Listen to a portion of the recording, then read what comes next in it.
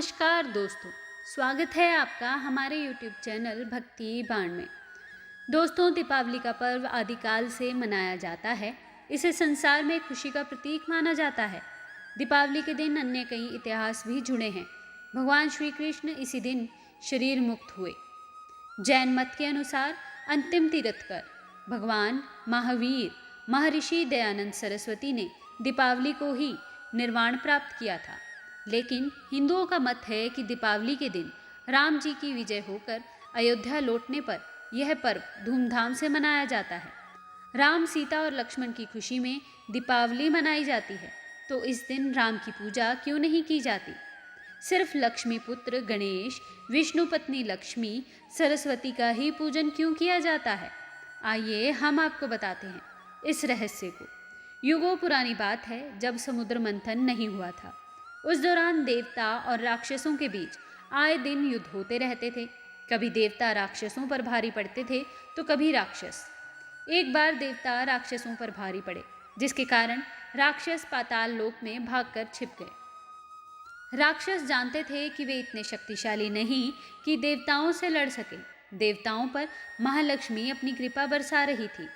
महालक्ष्मी अपने 8 रूपों के साथ इंद्रलोक में थी, जिसके कारण देवताओं में अहंकार भरा हुआ था। एक दिन दुर्वासा ऋषि समामन की माला पहनकर स्वर्ग की तरफ जा रहे थे। रास्ते में इंद्र अपने ऐरावत हाथी के साथ आते हुए दिखाई दिए। इंद्र को देखकर ऋषि प्रसन्न हुए और गले की माला उतारकर इंद्र की ओर फेंकी। लेकिन इंद्र मस्त थे। उन्होंने ऋषि को प्रणाम तो किया, लेकिन माला नहीं संभाल पाए और वह ऐरावत के सिर में डल गई। हाथी को अपने सिर में कुछ होने का अनुभव हुआ। उसने तुरंत सिर हिला दिया था, जिससे माला जमीन पर गिर गई और पैरों से कुचल गई। यह देखकर वे क्रोधित हो गए।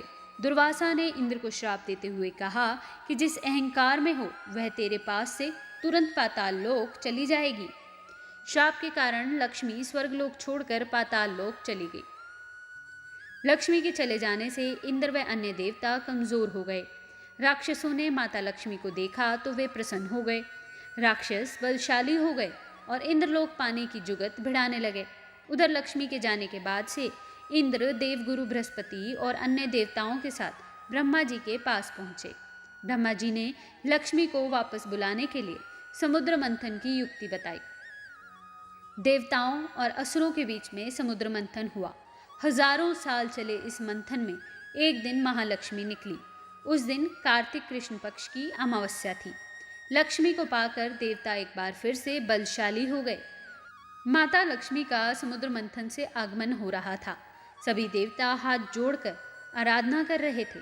भगवान विष्णु भी उनकी आराधना कर रहे थे। इसी कारण कार्तिक अमावस्या के दिन महालक्ष्मी की पूजा की जाती है। साथ ही रोशनी की जाती है।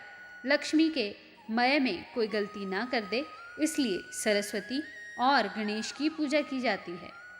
Like this video, subscribe this channel, press the bell notification icon.